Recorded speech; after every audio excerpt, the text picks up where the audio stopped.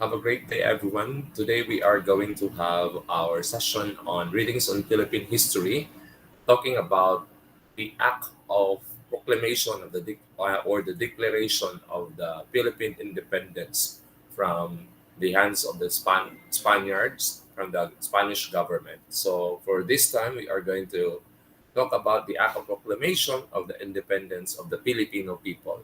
So a lot of things to be talk about on how we regain our liberty from the hands of our colonizers. We have different colonizers in different time, from the Spanish colonization to the American colonization. Of course, the Japanese era is different from this discussion. No?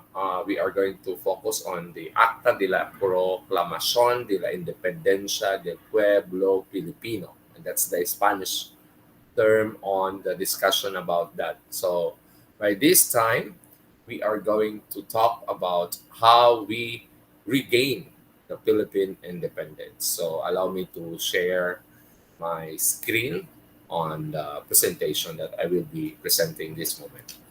So on this, we have three questions to be answered by our students that will serve as part of the exit card that they are going to answer. So the questions will be given on the first part, in the middle part, and of course at the end of the presentation. So we hope that you will finish the entire video presentation so that you will be able to learn from our history, our own history, the Philippine history, talking about the declaration of the Philippine independence. So we get this presentation from the slide share. Now we give credit to this presentation. You can also search this one on the slide share, and you can also talk and reread the slides. On this point, I am going to have my discussion on the Act of Proclamation of the Philippine Independence of the Filipino people. So to start, there are things that you are going to witness in this presentation. We have the historical context, the different author, the different sources, no? The different author or the primary sources of this document, the Act of Proclamation on the Independence of the Filipino people, and the identification of the importance. Although that liberation that we enjoy from the Spaniards, the Declaration of Independence in 1898 was not a real independence because of the presence of the American.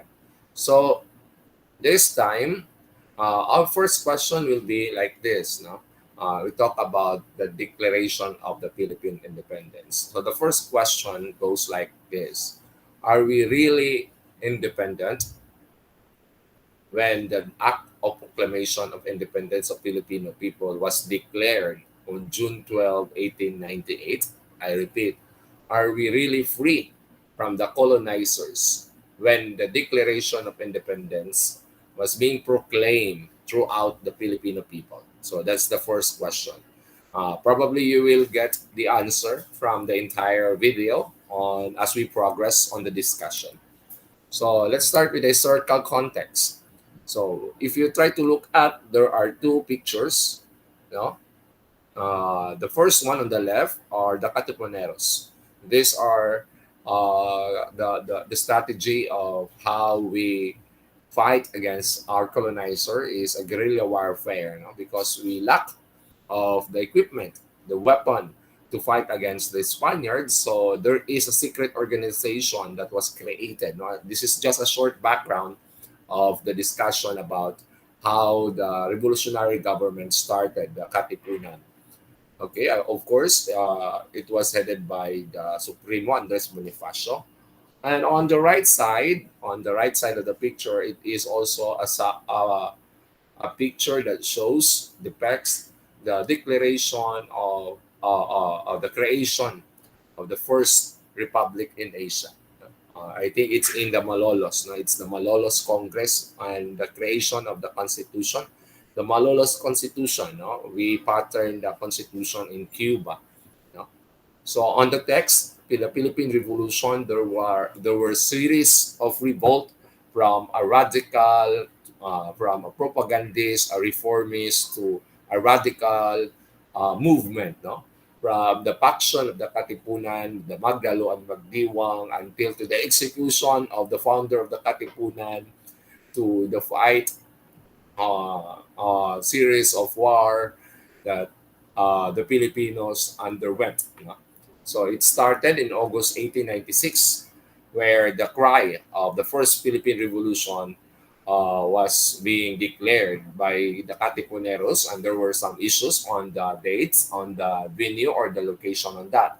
Until such time in June 12, 1898, with the help of the Americans, the presence of the Americans in our country, we were also assisted by these people, the American people, in order to prepare our independence from the hands of the Spanish government. So, on the record, in our history, we are free from the Spaniards on June 12, 1898. No?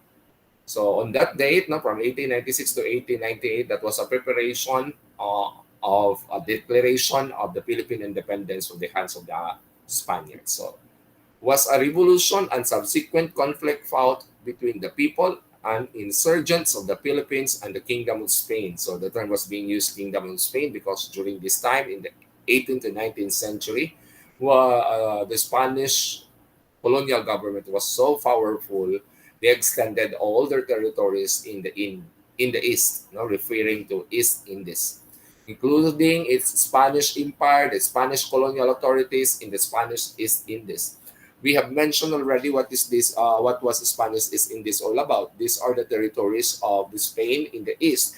Although in the discussion about uh, the propagation of Christianity, the start of exploration and discovery, East was being explored first by the Portuguese, but because of the contribution of the voyage of Ferdinand Magellan and Sebastian Elcano, they also have founded some territories in the East. So going back on that discussion, and of course on this slide we can see that the kataas-taasan, kagalang-galangan, katipunan ng mga anak ng bayan, or also called the KKK, has a great significance, an integral event when we fight against the colonizers. We believe that because of this secret organization, revolutionary government, we really regain our liberties in the hands of the Spanish colonial government. No?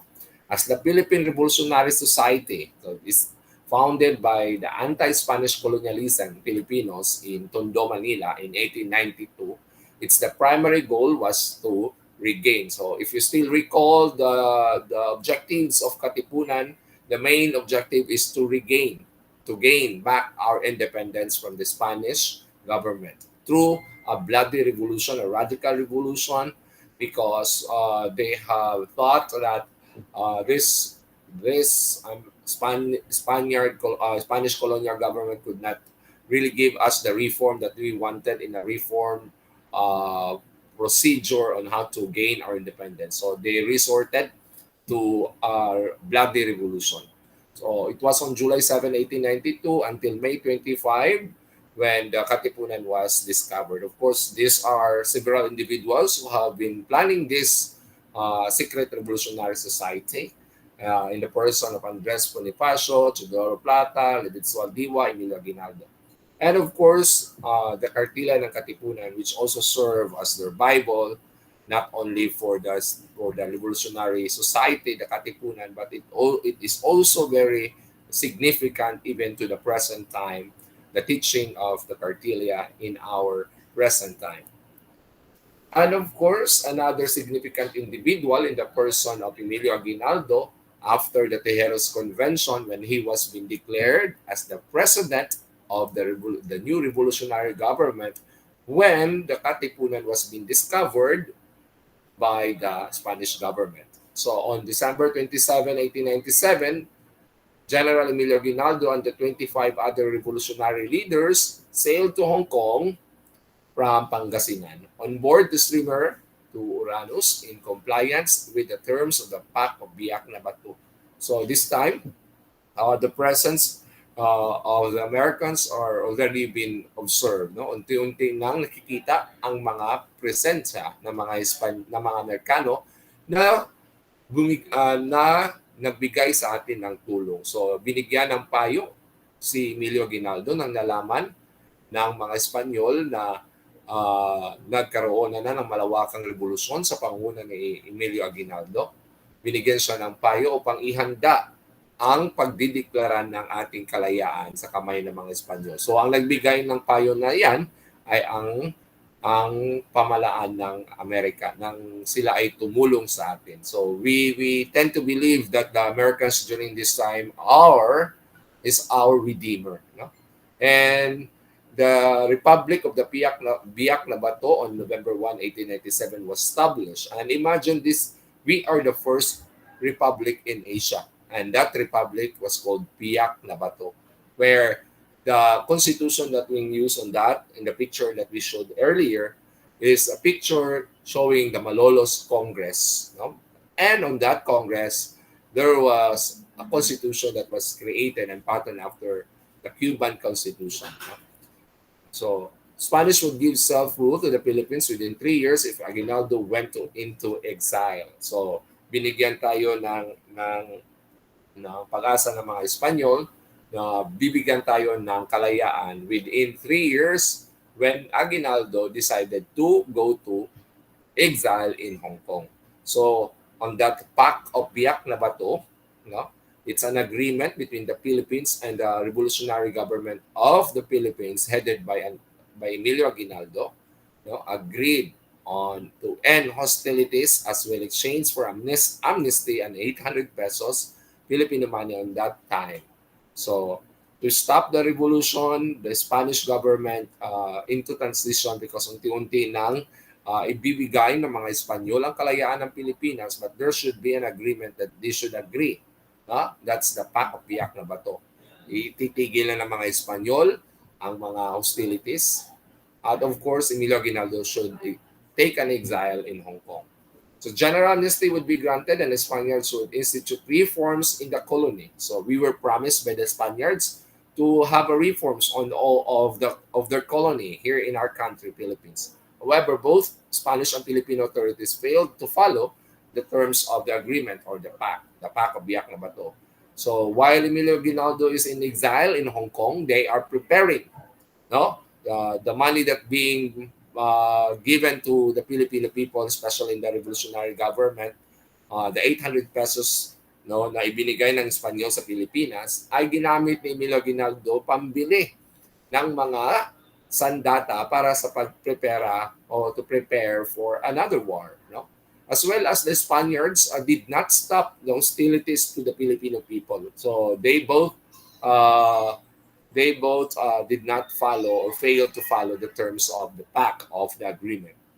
So, as Aguinaldo kept the money in the banks of Hong Kong to be used in future struggle against the Spaniards. So, as I said earlier, so Aguinaldo is preparing for the declaration of the Philippine independence. By that, it is not an easy act. Of course, they need to prepare. They both different weapons to prepare for that struggles against the Spaniards. So there also our national flag was also created, no? Ay pinaghandaan ng mga Pilipino sa pangunguna ng utos ng ating pangulo during that time, no, because he was being considered as the president of that revolutionary government, no, Emilio Aguinaldo. On this time, Andres Bonifacio was already been executed, so no more Andres Bonifacio in the discussion in this. No? So, notably, while in Hong Kong, Aguinaldo watched closely the developments of the Philippines and kept the 400,000 pesos, and his compatriots designed what is today the Philippine national flag. So, kabilang sa pinaghandaan ni Emilio Aguinaldo ay ang paggawa ng ating national flag na kung saan ay ginagamit pa rin natin sa ngayon. So, it's an idea of how the Filipinos are preparing the Declaration of Independence. So while Aguinaldo is in Hong Kong, so there are some naval officials, American naval officials, are talking about Aguinaldo in helping us in the declaration of the independence. So dito ay naghimasok ang mga Amerikano sa paghahanda ng declaration upang i-recognize tayo ng ibang bansa, no? When we declare our Philippine independence, no? Uh, dapat daw ay mayroong recognition ng ibang bansa sa Asia, sa Western countries, na tayo ay tuluyan ng binigyan ng kalayaan ng mga Espanyol. Sa tulong ng mga Amerikano ay hinanda ng mga Amerikano ang tulong na ito na ibinigay sa atin para ideklara ang independence. But that was a hidden agenda of the Americans because they are also preparing to declare our country as their colony. So that's the sad note on Americans, and they try to help us. No, we consider them as our hero, as our redeemer, until the such time when Philippines was sold by the Spaniards to the Americans because they observed that the Spaniards already observed that unti-unti na silang natatalo at unti-unti na nilang bibitawan ang kolonya ang Pilipinas bilang kolonya nila. So napag-isipan ng dalawang bansa, ang Espanya at Portugal. So without the knowledge of the Filipino, without the knowledge of the revolutionary government, without the knowledge of Emilio Aguinaldo, we are being agreed by the Spaniards and the Americans, and we were sold, and it was declared in the Treaty of Paris in December 10, 1896, I think, that we are being sold on the amount of that, I think 20 to 25 million pesos. Now, we were sold by the Spaniards to the Americans, and here it comes the Battle of Manila Bay. So it was been agreed by the Spaniards and the Americans,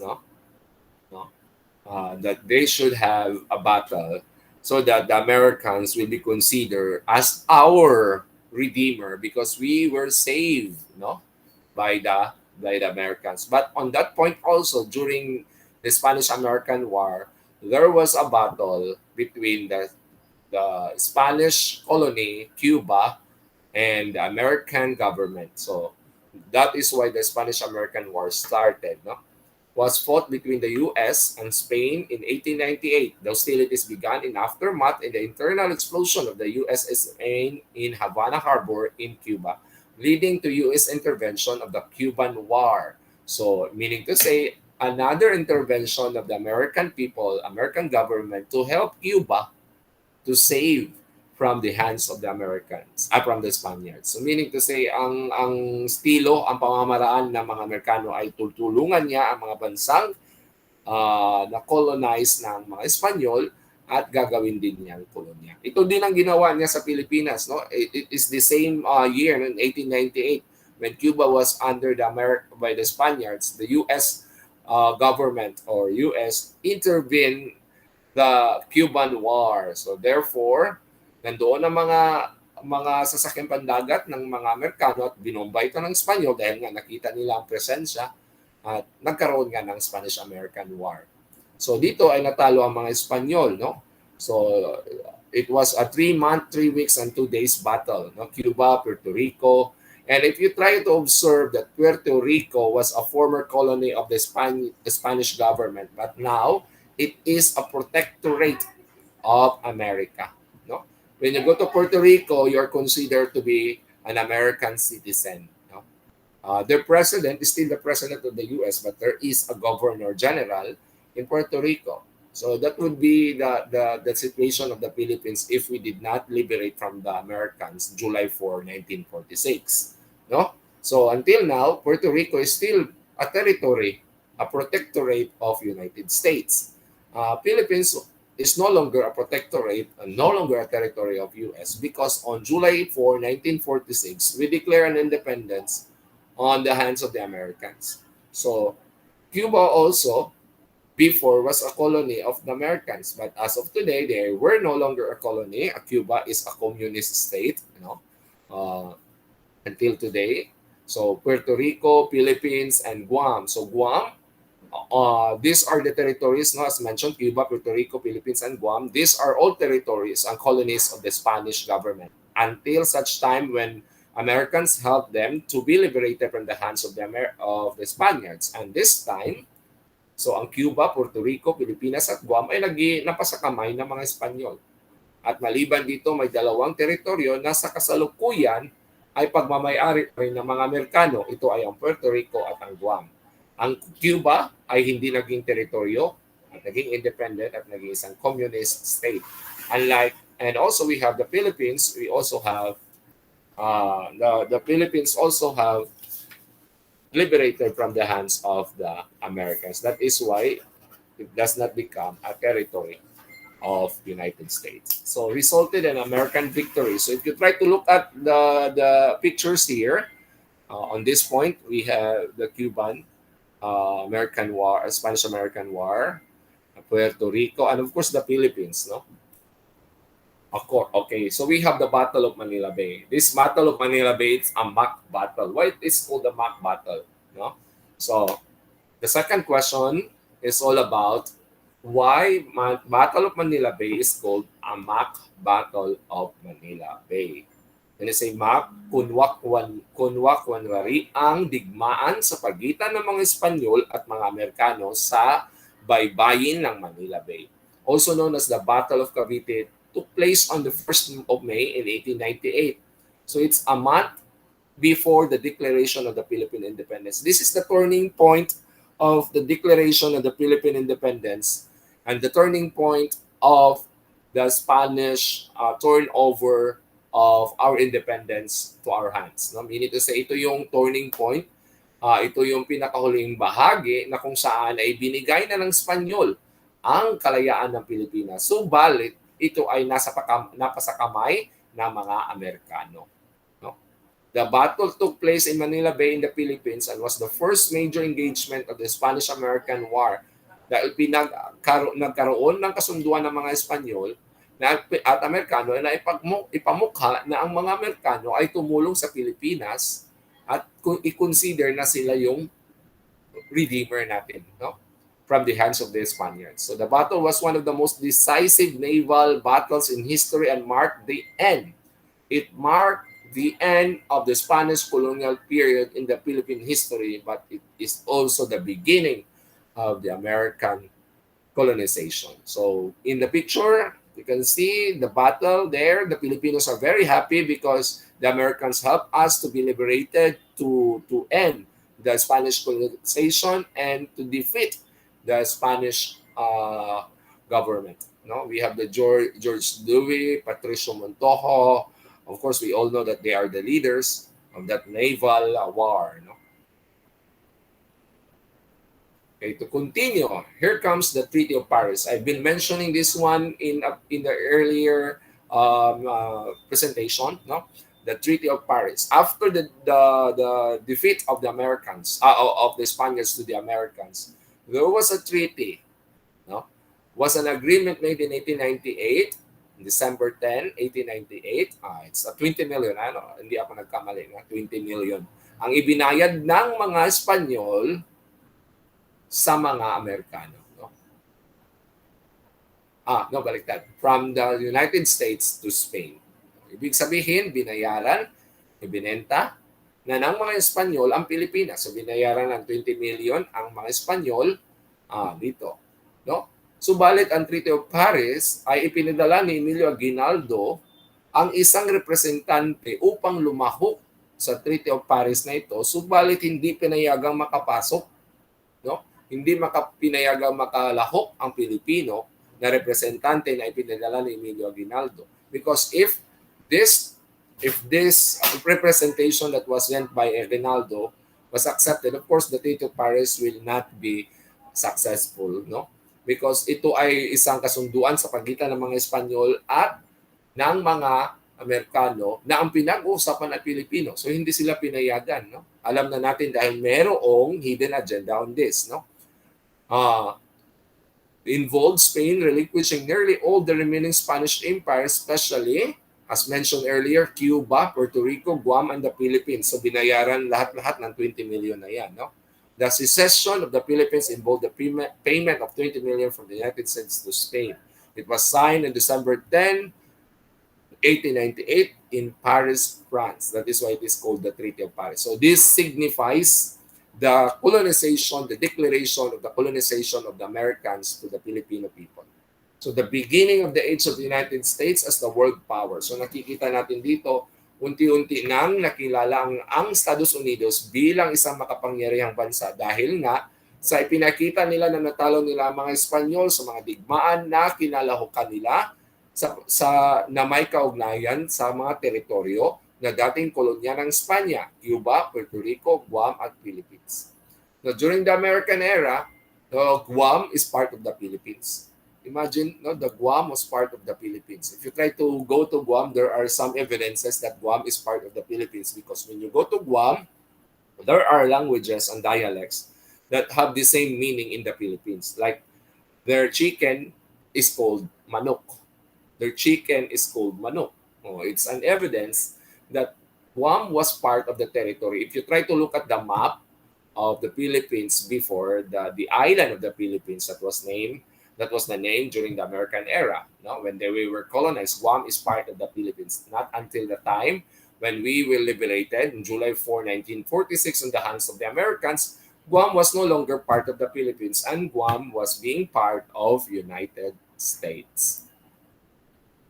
Okay, another Battle of Alapan, was the first military victory of Aguinaldo after his return. So, pinakanda, ano, parang pinakita dito na si Emilio Aguinaldo ay naganda siya na ilabanan ng mga Espanyol, ngunit inahanda na ng mga Amerikano na tuluyan nang umalis ang mga Espanyol para lang ipakita na si Emilio Aguinaldo ay naging matagumpay para sa paghahanda ng deklarasyon ng kalayaan ng Pilipinas. It is all just a plan of the Americans on how to control our country para ipakita na talaga ang mga Pilipino ang naging dahilan kung bakit tayo ay lumaya sa mga Espanyol. Ngunit kung ating titingnan sa malalimang pag-analyze, ang mga Amerikano ay binili ang Pilipinas sa mga Espanyol. No? After a naval victory, Battle of Manila Bay, Aguinaldo returned, no, knowing the fact that the Philippines was, that the Spaniards was defeated by the Americans, no, na idiniklara na naparating ang impormasyon nito sa Hong Kong kang Emilio Aguinaldo na natalo daw ng mga Amerikano ang mga Espanyol. So at that time, Emilio Aguinaldo is now confident enough to go back to the Philippines and to declare the Philippine independence. But prior to the declaration, there was a battle in Cavite that was Emilio Aguinaldo was involved, and he was victorious on that point. No? Reconstituted the Philippine Revolutionary Army and fought against a small garrison of Spanish troops. So parang pinaghanda-handaan lang ng mga Espanyol at mga Amerikano na magkaroon ng digmaan sa pagitan ng grupo ni Emilio Aguinaldo para ipakita na talagang naging matagumpay si Emilio Aguinaldo sa kanyang paghahanda doon sa Hong Kong. No? So nagkaroon ng pag-uusap doon si George Dewey na kung saan siya yung naval leader na ginanap doon sa Battle of Manila Bay. So parang pinaghandaan lang talaga. No? So let's have a background of Emilio Aguinaldo. So dito na yung pumasok yung tungkol sa kanyang pamumuno. No? Hinayaan siya na pamunuan ang Pilipinas in 1898 to 1901. No? Na kung saan ay naging nasa kamay na tayo ng mga Amerikano sa panahon niyan. No? So, background of Emilio Aguinaldo, we have been discussing about this. So, let us just skip on this. And of course, Emilio Supremo Andres Bonifacio. So, let us just get on that point later.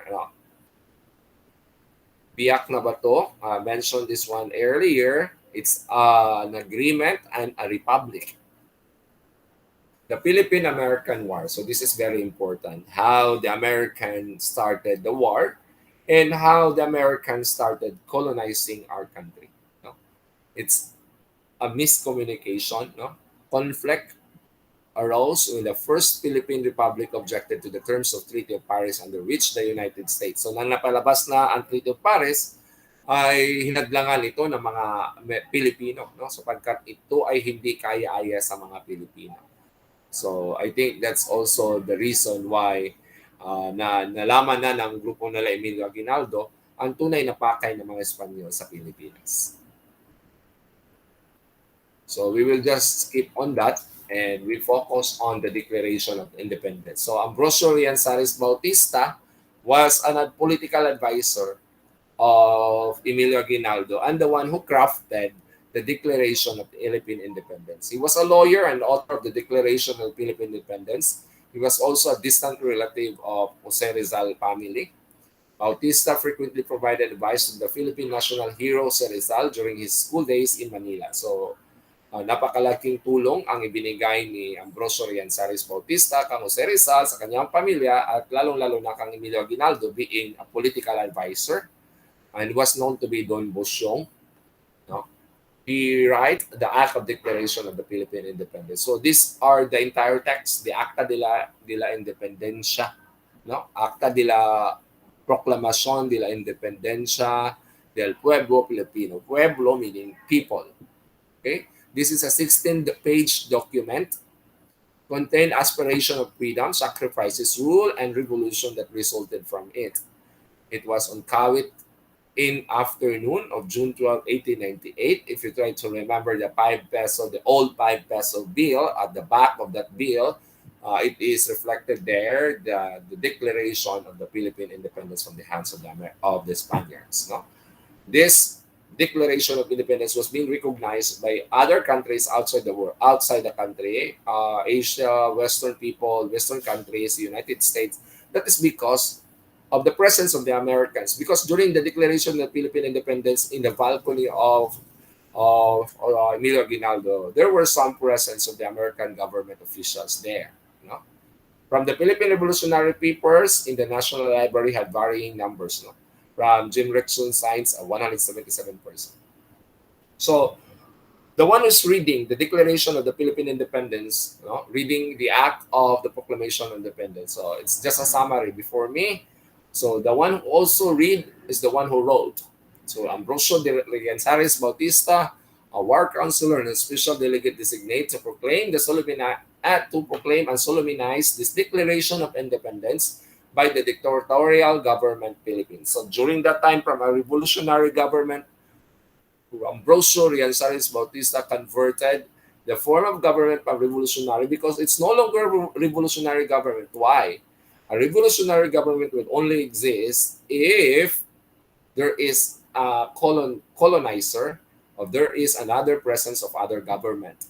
So in this time, because it is already declared a country is independent, so a dictatorial government was being used on this time. So from revolutionary, it's no longer revolutionary because there's nothing to revolt against because we are not free from the hands of the Spaniards. But knowing the fact that there was a presence of the Americans in the latter part, the dictatorial government was already also changed to going back to revolutionary government. That is the time when when Ambrosio Rianzares was replaced by Apolinario Mabini. So Apolinario Mabini was again the new political advisor of Emilio Aguinaldo during the American colonization to our country.